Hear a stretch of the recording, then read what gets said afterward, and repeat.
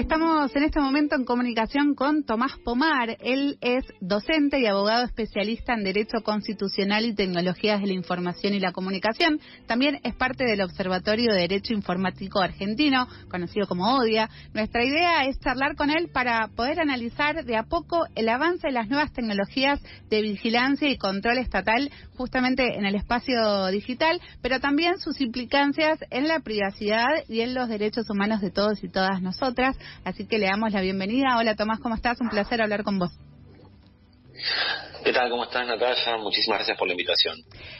Tomás, es un momento bastante complejo, en realidad no ahora, sino podemos decir en los últimos años. El Estado ha incorporado muchas nuevas tecnologías para el control y el monitoreo de la población. Quería consultarte cuáles pensás que son las principales herramientas que se están implementando hoy y con qué objetivos se justifican, digamos. Bueno, a ver, yo creo que en principio lo primero que podemos señalar como parte del análisis es que estamos ante un escenario en el cual el Estado empieza a adquirir tecnologías de vigilancia y de investigación sin un marco legal y que esto se hace en un completo descontrol, ¿sí? Esto para nosotros es algo bastante preocupante, ¿sí? Por ejemplo, vos me preguntás por una tecnología puntual, yo para señalarte solamente una te puedo hacer referencia a las personas que fueron detenidas con motivo de la marcha del miércoles pasado, no del anterior, ¿sí? No sé si te acordás que el Ministerio de Seguridad saltó a decir que había identificado a algunas personas por intermedio de una tecnología de reconocimiento facial, que supuestamente eran barras, que inclusive en los medios saltaron a mostrar rostros de personas, de sus documentos de identidad, y eso, por ejemplo, fue realizado con un software de fabricación rusa llamado Luna, ¿sí? El Luna, por las propias manifestaciones del Estado, estuvo disponible desde el año 2018 en una versión de prueba, pero el año pasado, por ejemplo, el gobierno ya admite que está utilizando este software con la adquisición de una licencia. Esto igualmente es solamente un episodio, es un botón de muestra. Quiero en esto ser claro, el escenario es mucho más grave lo que está pasando. Al respecto, por ejemplo, el gobierno nacional el año pasado sacó un par de resoluciones que van dando cuenta de la construcción de todo un sistema de utilización de sistemas de software para investigación, para inteligencia y demás, por parte del Ministerio de Seguridad, sin que haya además mínimo debate legal, y cuando digo legal es legislativo, sobre esto. En estas resoluciones, yo me acuerdo de algunas que ustedes también compartieron en redes, por ejemplo, esta idea del ciberpatrullaje o mismo la unidad de inteligencia artificial aplicada a la seguridad, eso que es como UIAS, la sigla, y obviamente el reconocimiento facial o el protocolo de reconocimiento facial que recién nombrabas con respecto a cómo se iba implementando en las diferentes manifestaciones. Mi pregunta tiene que ver con, ¿qué riesgos implica este uso masivo de herramientas automatizadas en tareas de vigilancia estatal? Bueno, a ver, muchísimos riesgos. Arranco porque son muchísimos, me quiero ordenar para esto. Dale. El primer término, el mayor riesgo que nosotros vislumbramos de esto, esto es algo muy fácil de entender. Las fuerzas de seguridad, así como el ejército, tienen por lo general comisarios o generales que se encargan de lo que serían los stocks, es decir, en la fuerza de seguridad hay alguien que es responsable por dónde están las 9 milímetros, dónde están las balas, dónde están las cosas, ¿sí? En el mundo informático esto se vuelve mucho más complicado, ¿sí? Porque uno tiene que tener un cierto control de los permisos de uso. ¿Qué quiero decir con esto? El ministerio adquiere sistemas ofensivos, spyware, digamos, ¿no? Sistemas de espionaje, si se quiere.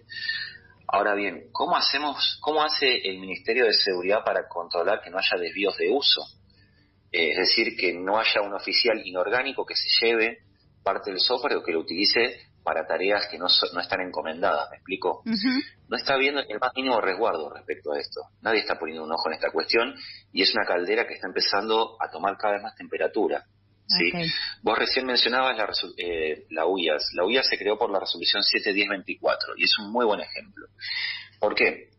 Porque uno cuando analiza la unidad de inteligencia artificial aplicada, uno ya ve en las competencias que en materia investigativa van a estar habilitados a comprar software ofensivo de espionaje, troyanos digitales, ¿sí?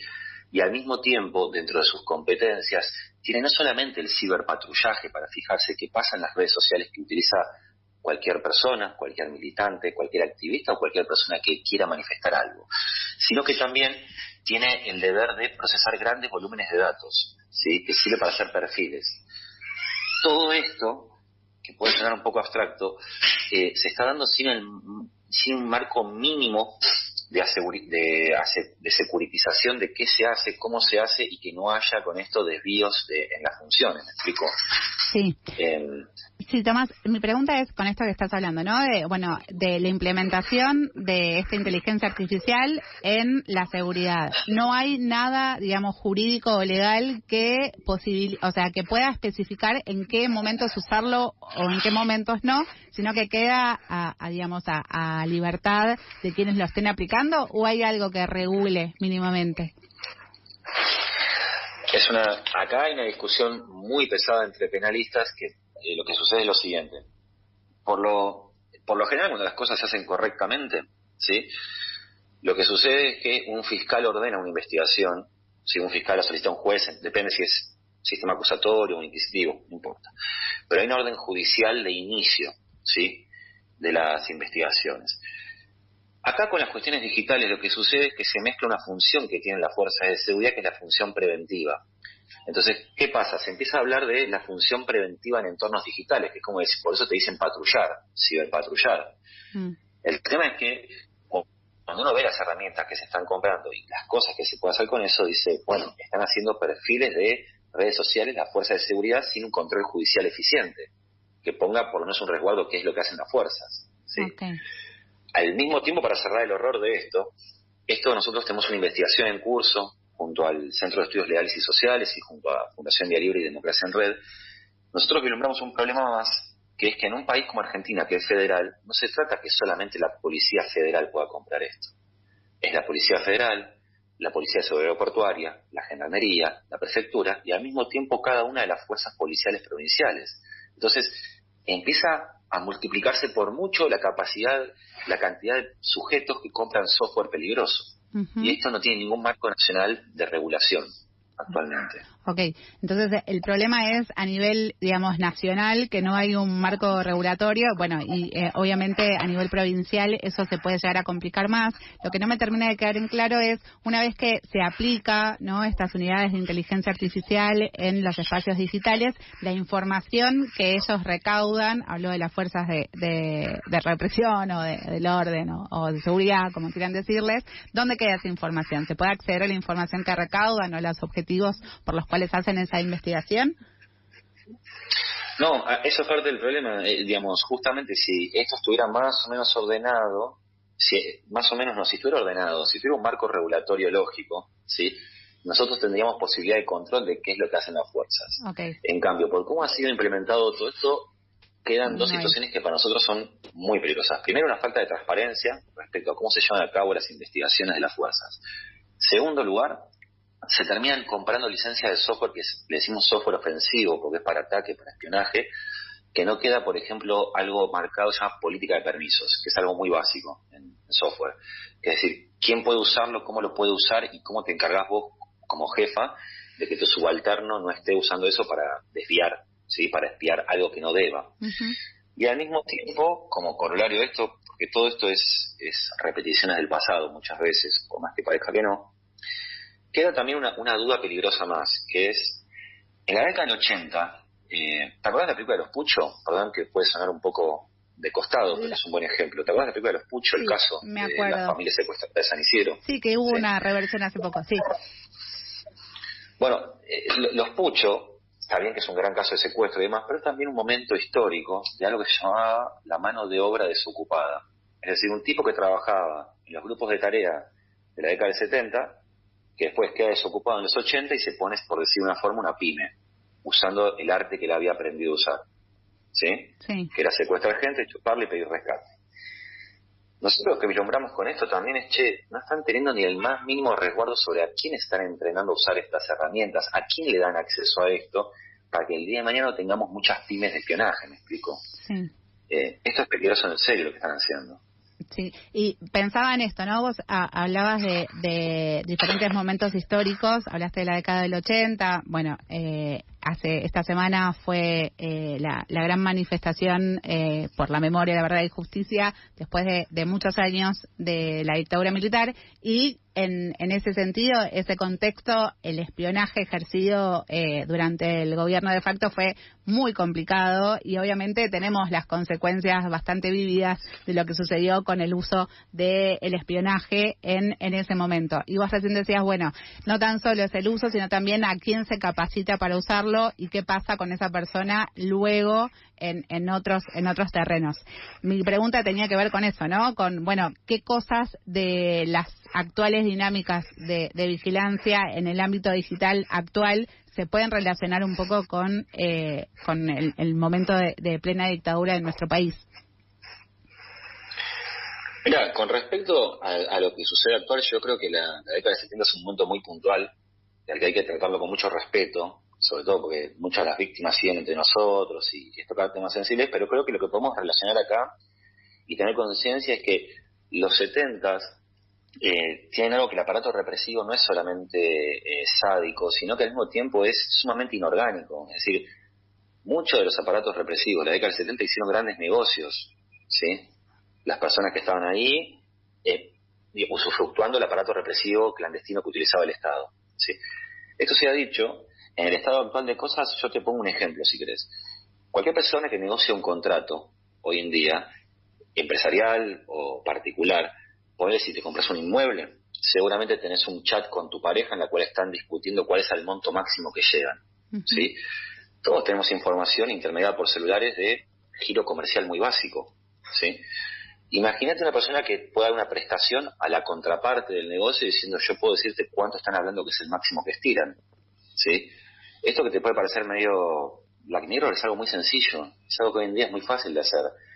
Y si encima va a haber un montón de gente con acceso a este tipo de herramientas en las fuerzas de seguridad, sin que tengamos una política pública de saber a quién le damos acceso a esas herramientas, nosotros decimos, che, ojo que estas pymes pueden aparecer también. Sí, es mucho más peligroso. No, claro.